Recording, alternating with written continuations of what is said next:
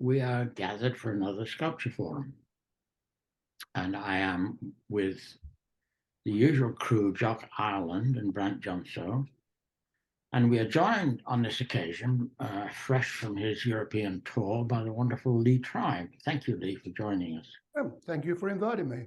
And on this occasion, we are being filmed and recorded by Mallary Marks, who has volunteered to help us with this project by doing the videography. Mallary, thank you so much. It's wonderful to see you and to work with you, and we're very grateful. Our previous videographer, Rachel Bolander, is taking a sort of sabbatical. We will hope to work with her later in the year again. Okay, so we've been to see a show of a sculptor I was unaware of at the Rosenfeld Gallery, name of Harold Cousins, who worked in Paris, and I have the press release here, which tells me that he was born in 1916 and died in 1992. And he worked in metal. I was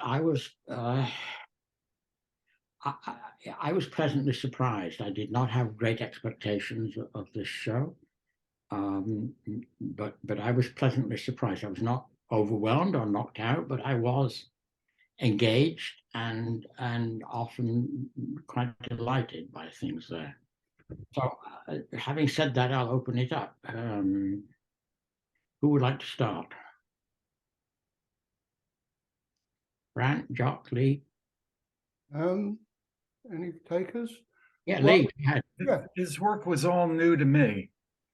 And I found that I liked, I'm not sure of the dating, but I presume they were later. I found the architectural stuff, the later things, the most interesting. And I mean, there's a certain relationship to other artists who had worked in, well, I mean, these were not works in architectural space. They were, you know, a pedestal, wall, and ceiling hung, either freestanding or relief. But they were nevertheless kind of architectural in concept and could so easily have been extended to architectural scale. So they have some relationship to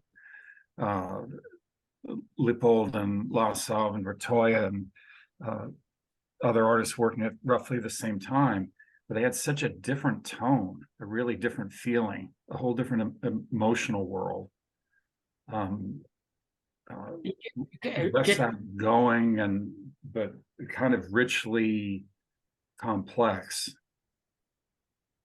Those artists you mentioned again, Brandt, would you just elaborate? Who were they? Richard Lippold, Ibram Lasov, you know, people working directly in metals and in architectural scale, and Harry BERTOIA. There's certain bounce, well, considerable bounce to work of Fausto Melotti, who was working similar scale, similar kind of formats, also directly in metal. Yeah, I thought of Ibram Laszlo with, you know, with the kind of sense of a repeated element, you know, working, creating a sort of complex spatial pattern. Yeah, I think that was an interesting thing about Cousins, is that in those works that I found the most interesting, the elements are really quite repetitive. Yeah. Yeah, I mean, it's interesting that he was working in Paris, and to what extent he, you know, was familiar with the people we're mentioning is, you know, is a question I have. Well, I'd say he was, and there was quite a lot of them. There's Roszak, Lipton, David Hare even, and a lot of them had their roots, it seemed to me, in surrealism, as did he, I think. And also the influence of Gonzalez seemed pretty clear. And I think I actually read that in one of the wall plaques in the gallery. Yeah, he in the press release it says that Gonzalez was, one of his primary inspirations. Yeah. There's also Herbert Ferber. Yeah, there's Ferber. I've got a whole list of them here. Yeah. Even Stankiewicz and a few others too, but they're kind of, they would be stretching it a bit. Yeah, even so, I mean, the work, he had his own voice, I think. Yeah, exactly. Its own, you could almost say its own sound. Yeah. Yes. Yes.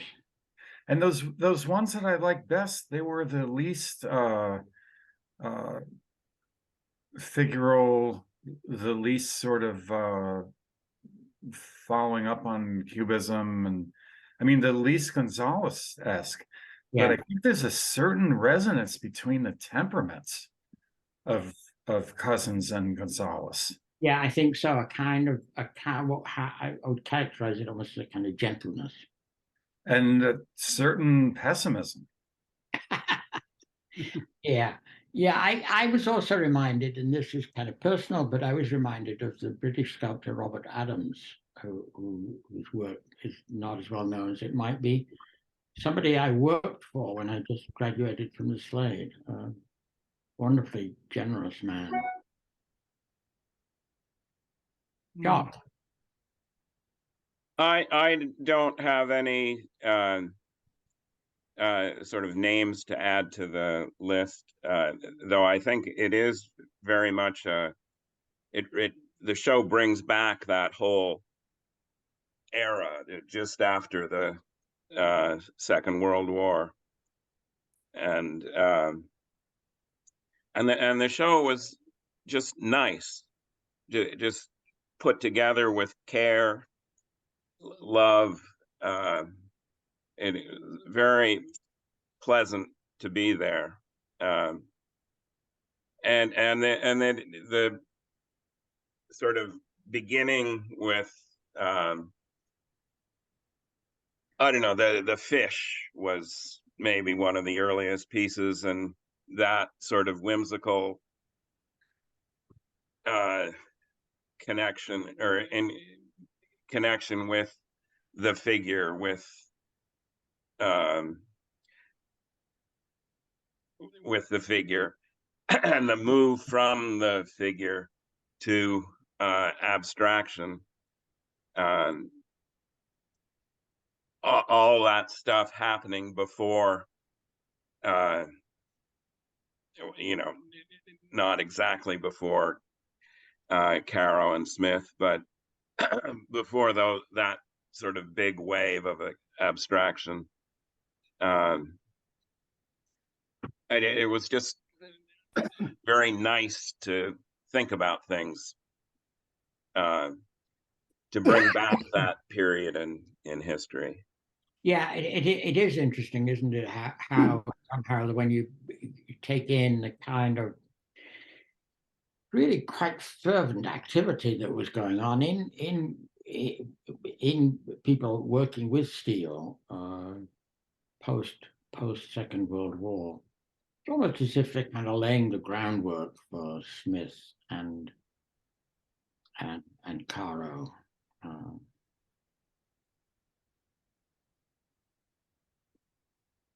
Yeah, I also was interested in that. I was feeling at first everything was quite dated, and I spotted the little figurative references in the early pieces and the fish, but then it seemed to, at some point, that he really, I wouldn't call it abstract myself, I would call it non-representational. He just got completely away from that figure, or the reference to, an image, and just built an image of his own creation. of his own making. And that's really what opened his work up for me. And I was surprised to find that my favorite piece was one of the hanging pieces that seems to be flying. Mm-hmm. The one with the horizontal yeah, it's element? spread out Yeah. horizontally. It was plain, like everything that we're looking at the moment. It was all planes and rods. Yeah. Yeah. It did that. That one in the background there. Yeah, just got a glimpse of it. And yeah, it did kind of offer itself as a flying machine, didn't it? Yeah, and it really seemed to justify being hung, which I'm usually quite skeptical about. Yeah, me too. Me too. But I really did think that piece refreshed. And when I was looking at the images I took a photo of everything in the show. I became aware of a graphic quality in the early works that I didn't pick up on when I was actually looking at them. Mm-hmm. Maybe because they were flattened and I was choosing a viewpoint. But the proportions of matter and space were very nicely felt. And I think that went through into these planes and the flat planes and rods sculptures. And I like them better when they're hanging.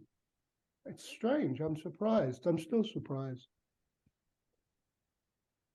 Yeah. It stops that gravity thing. It takes that away. When they're standing, there's always that sense of gravity.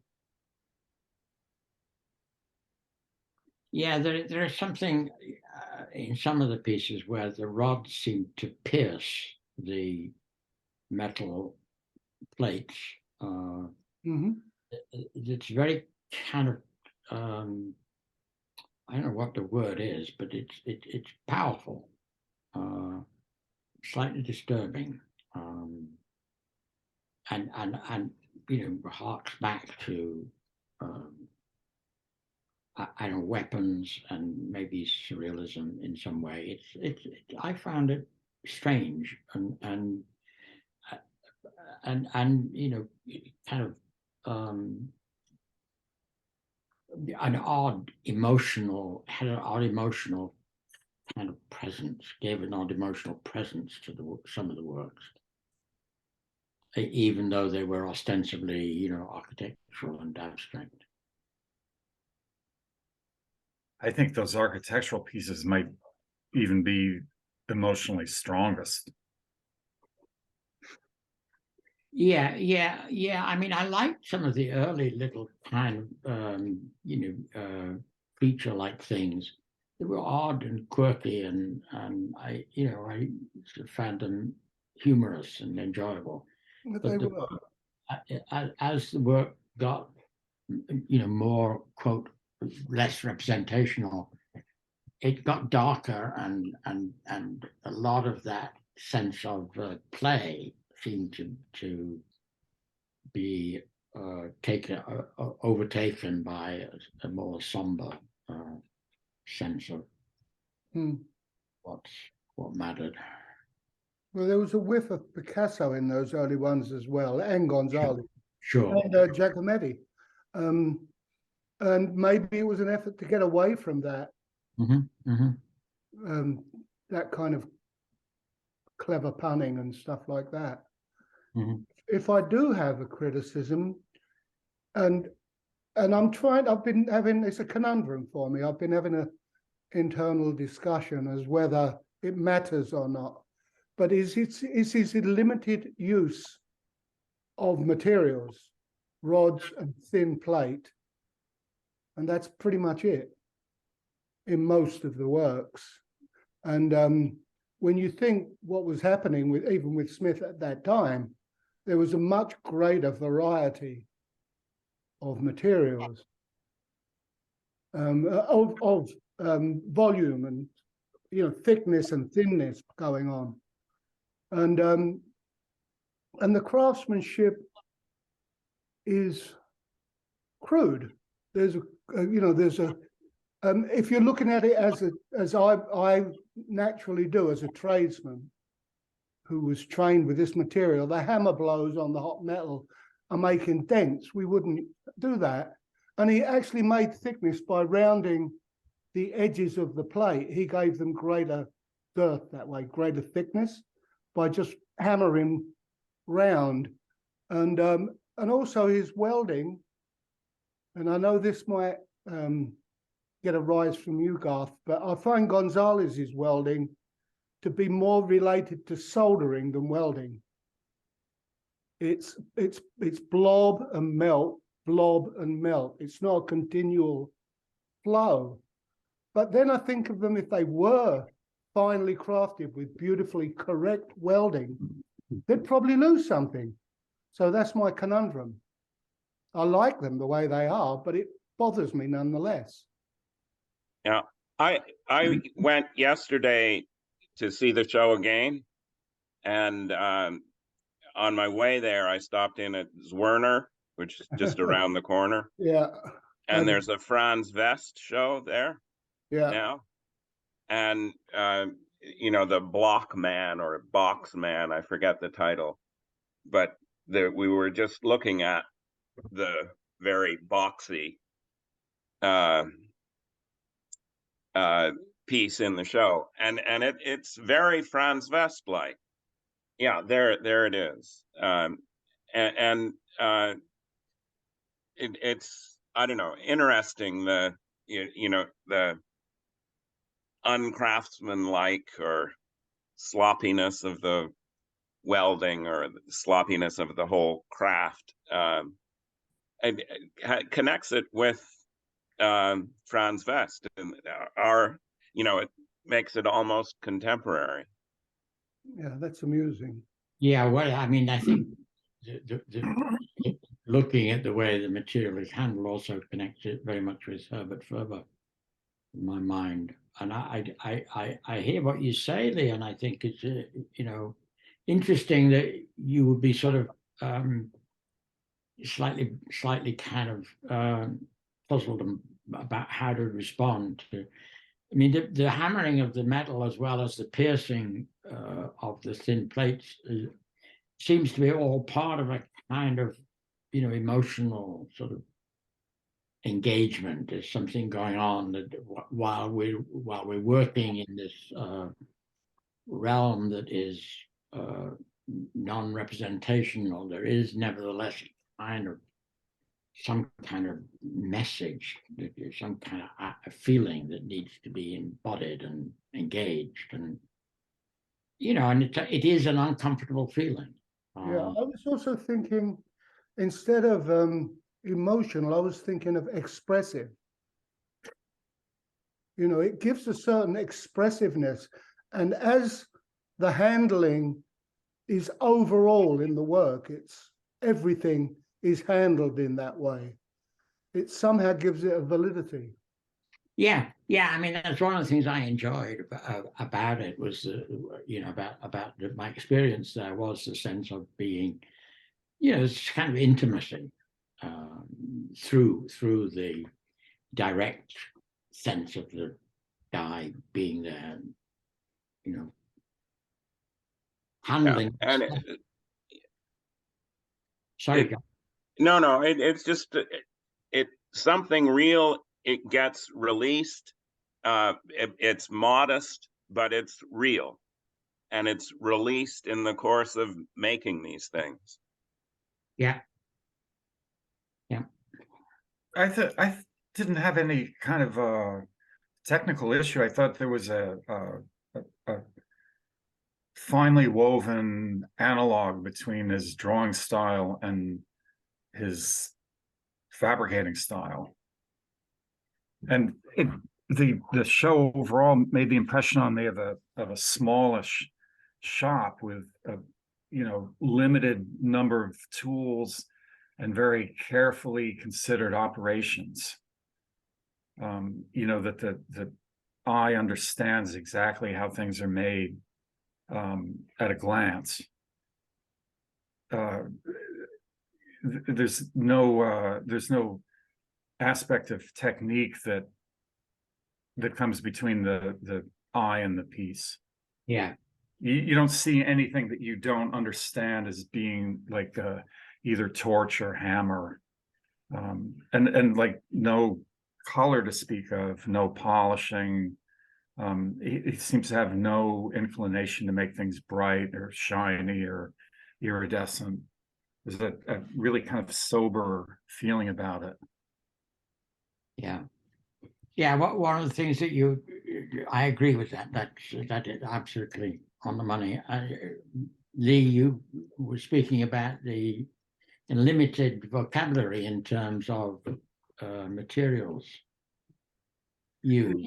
You know, there's an interesting thing about that. You could say that there's a kind of a deliberate and eloquent poverty in the material and in the technique. And it's not a matter of of means or generosity or richness. I mean, he gets what I found to be some really pretty rich effects from this narrow range of materials. And I think it's also emotional. I think there's he's steering into a body of feelings that are expressed well through this, small, evident number of operations and reduced color. He doesn't need much size either. Right. That was a lovely phrase, Brandt. Poverty and eloquence. What you could say that there's a certain analog between this work and Melvin Edwards. When you look at Smith works of whatever kind of found objects, you have no sense of poverty. You really don't have any sense of the lifestyle, the way of life of the people who, pulled those plows or, wielded any of those found objects. But in Edwards, and I think in Cousins' work, although you don't really see found objects, you see modest materials that are kind of modestly worked. The I don't know how to put it. The sort of basicness of life is deliberately evident.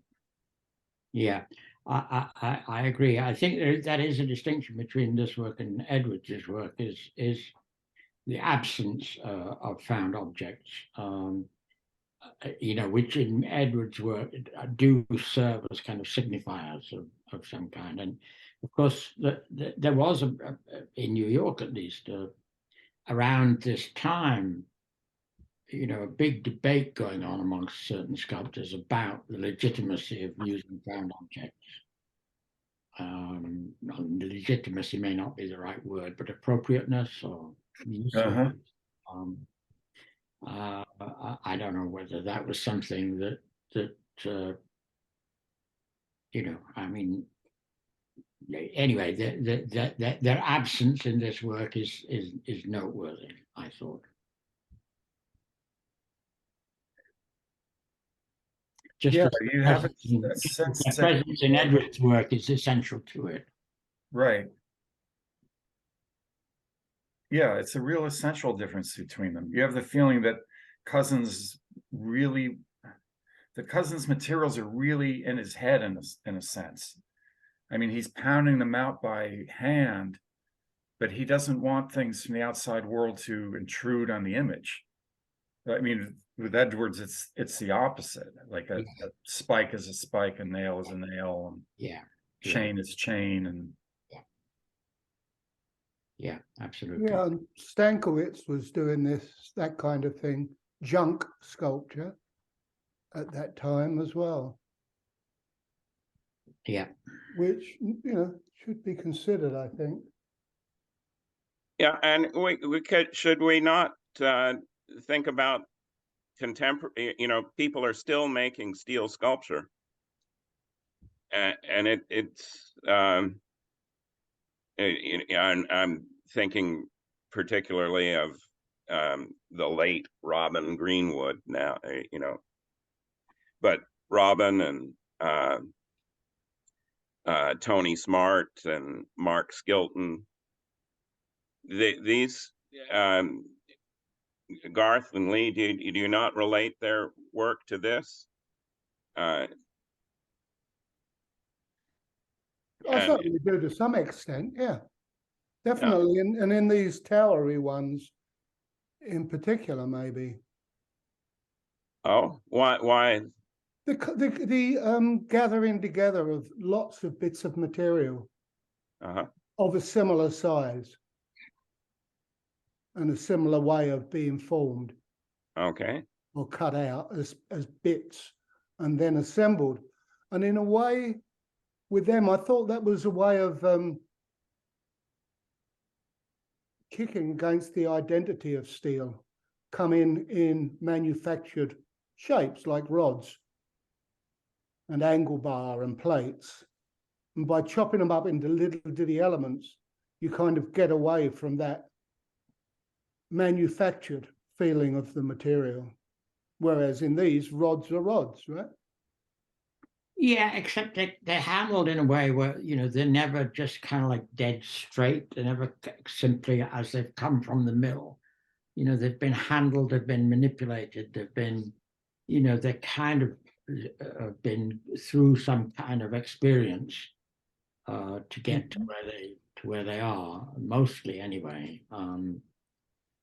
You know, it's an interesting point, Jock, that you make. In the exhibition, I found myself, you know, thinking about other people's work that this reminded me of, connected me to, and about the difference between this and that.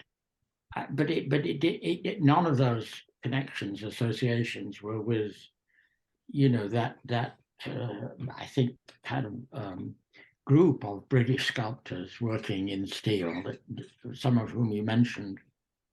I did not make that association. That may just be my blindness. But Yeah, but I didn't make the association with Smith, and I do connect Smith to the contemporary steel sculpture that I'm familiar with anyway. And it's that sort of exuberance and wealth of materials or possibilities that is different from this, and the quietness and modesty of Cousens's work is, I don't know, there's an interesting contrast there for me.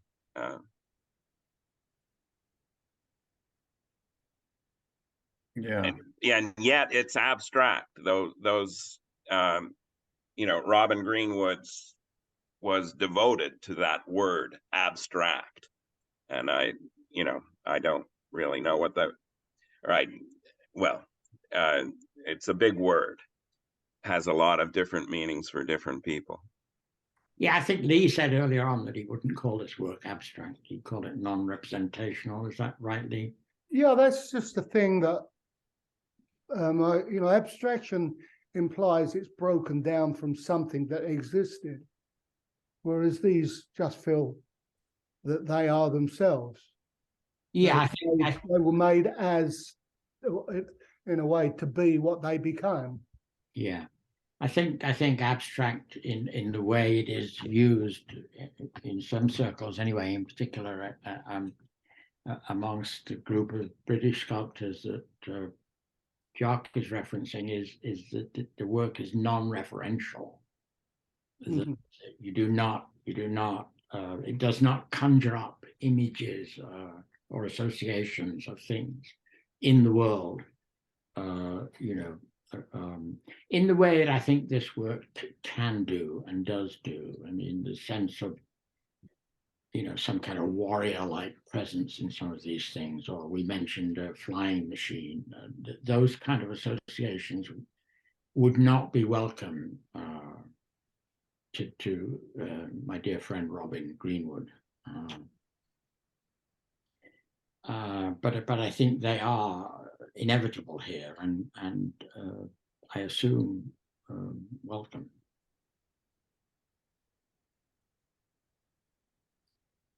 I think we all kind of were surprisingly pleasantly surprised by coming across this work which we didn't know. And is that right?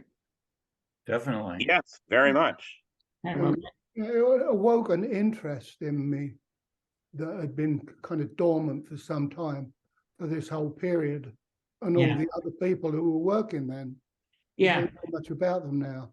No, and you know, to the extent to which he was completely separate from what was going on in New York, working in Paris, and you know, and was fully aware or unaware of some of the people we mentioned, is something we don't know at this point, but maybe will come to light in some way. To what extent he traveled back to New York.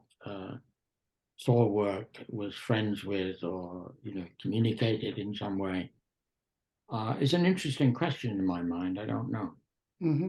Well, he would Yeah, have. there's met a some woman. in Paris. Sorry? I was just saying he would have met some of them in Paris. Yeah, Would he? I didn't. Sorry, Yeah, car sorry. was. Yeah, I was just thinking that he would have inevitably met some of them in Yeah. Paris. Right. There's a woman who's writing the catalog for the show, Maren Sullivan, and she's sort of a specialist in that period. It'll be interesting when the catalog comes out. Okay, well, I think we can leave it there. I think that's been very good discussion. Thank you, everybody. Okay, thank you. Yeah. Good to see you all again. Good to see you, Lee. Let's hope to see you in the flesh. Yeah, one of these days. Yeah. Okay. All right. Can we stop recording? Because now we start to say things that we don't want on record. Hold on.